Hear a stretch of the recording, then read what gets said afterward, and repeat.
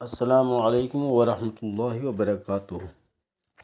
محترم سامعین و ناظرین، میرے عزیز و بھائیوں، آج میں وضو کے فرائض بہترین سے آپ کو سمجھانے جا رہا ہوں، اور اس کی وجہ یہ ہے کہ بہت سارے لوگوں کو دیکھتے ہیں کہ بات بھی کر رہے ہیں، وضو بھی بنا رہے ہیں، اسے ہوش نہیں رہتا ہے کہ فرائض وضو ادا ہو رہا ہے یا نہیں۔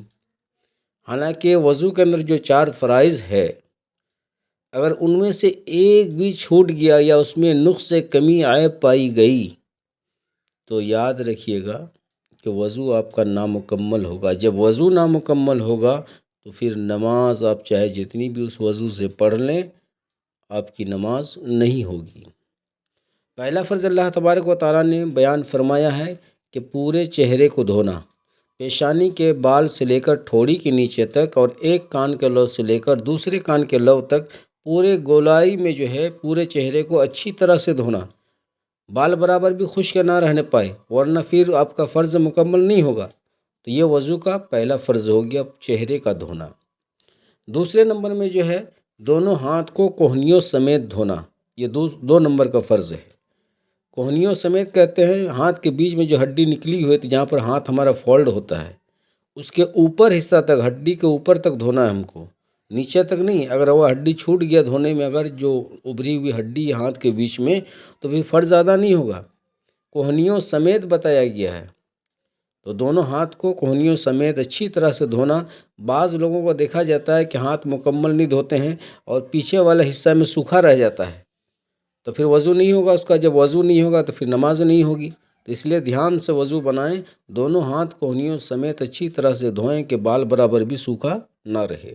یہ 2 نمبر فرض ہو گیا۔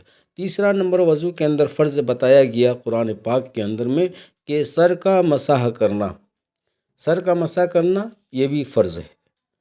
اسی طریقے سے 4 نمبر کا جو فرض ہے وہ ہے دونوں پیر کو ٹخنوں سمیت دھونا۔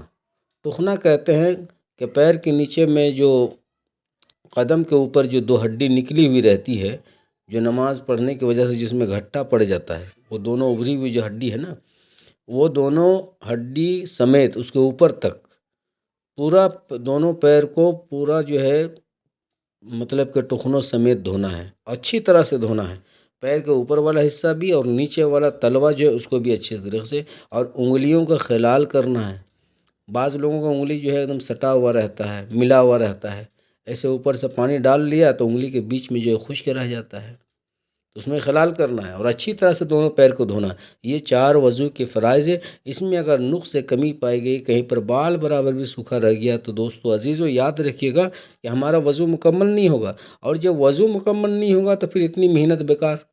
نماز جو ہم پڑھیں گے وہ نماز قابل قبول نہیں ہوگا، نماز نہیں ہوگی۔ اس لیے وضو کو دھیان سے کریں۔